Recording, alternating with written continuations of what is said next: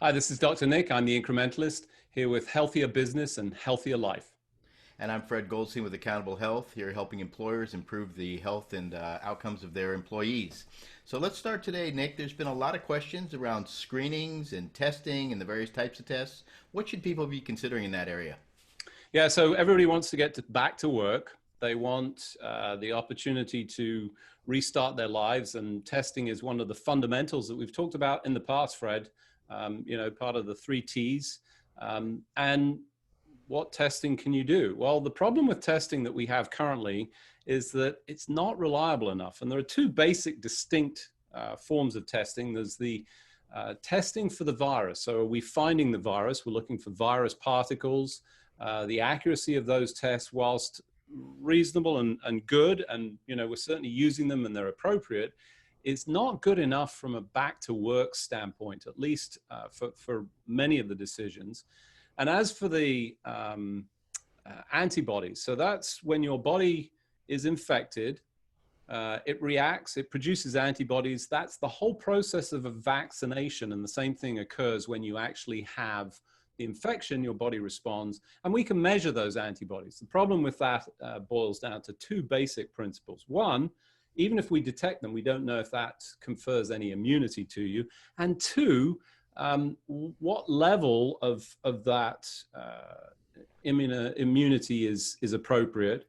And then finally, the tests are just not accurate enough right now. We've really got to improve that. I'm sure they will, and at some point this guidance and advice is going to change.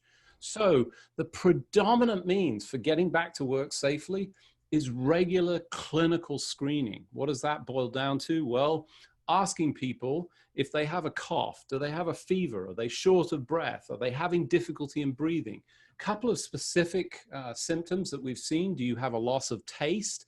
And if any of those appear in the same way as you should have done, which I think historically people weren't doing, if you have those symptoms, you should not be coming to work. And then the other thing that we're asking or suggesting is taking the temperature. Seems like a simple thing, but actually an accurate measurement of temperature is incredibly important. If you have a fever, it's marked as 100.4, I think is the marker. It's 1 degree above normal. Let's be clear. There's really an issue of normal temperature for you. But if it's increased, then you shouldn't be coming to work. Makes a lot of sense. And I know the EEOC has put out specific guidance that allows for companies to do this because of the whole issue of safety at your workplace. So very important to get these set up, obviously.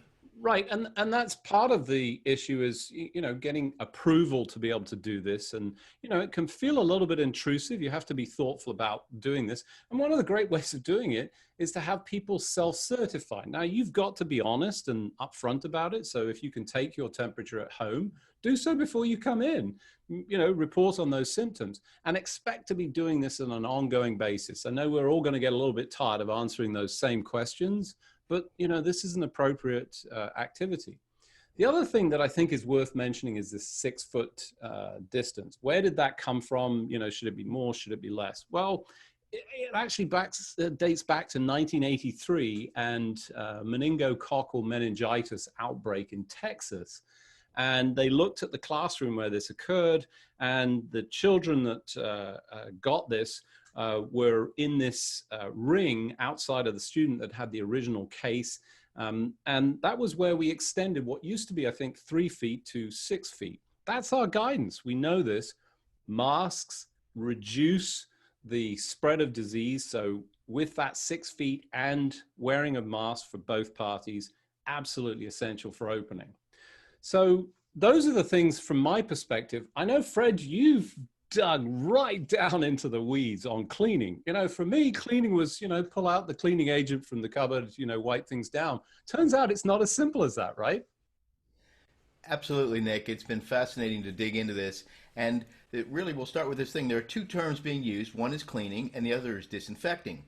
And so last week, the CDC issued these new statements on contact transmission, which really kind of created some confusion, saying that, it doesn't spread easily on surfaces. And then 2 days later, the CDC revised the statement because they said the wording was confusing, and as they said, the change was intended to make it easier to read and was not the result of any new science. Essentially, what they were trying to get people to understand is that the main form of transmission is touching people or aerosolized virus. But that doesn't mean it's not transmitted by contact. And we know there are a bunch of different surfaces that have different time periods on them. But you really need to look at this and say to yourself, okay, what do they mean by cleaning and what do they mean by disinfectant, and then what works? And we'll kind of go through that real quick.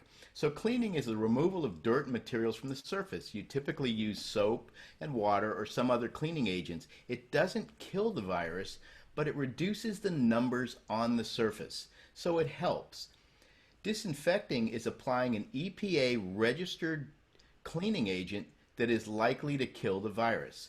And because of that, they've created this list called the N list. And we've dug into it deeply and looked at what's on this list.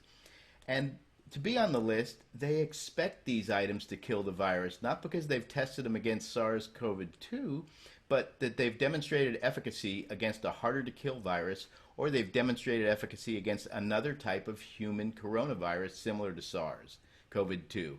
So finding these products, though, has been tough. You look at the list, you see the names, you try to find them. Obviously, Clorox and bleach, you can go find it. Maybe it's sold out, and so people are looking for other items. But what we've learned is that many of the items on the list are actually the manufacturer of the chemical product, not the seller to the public or the business. So there are maybe 100 or more on this list of 400 that you'll never find in the store under that name.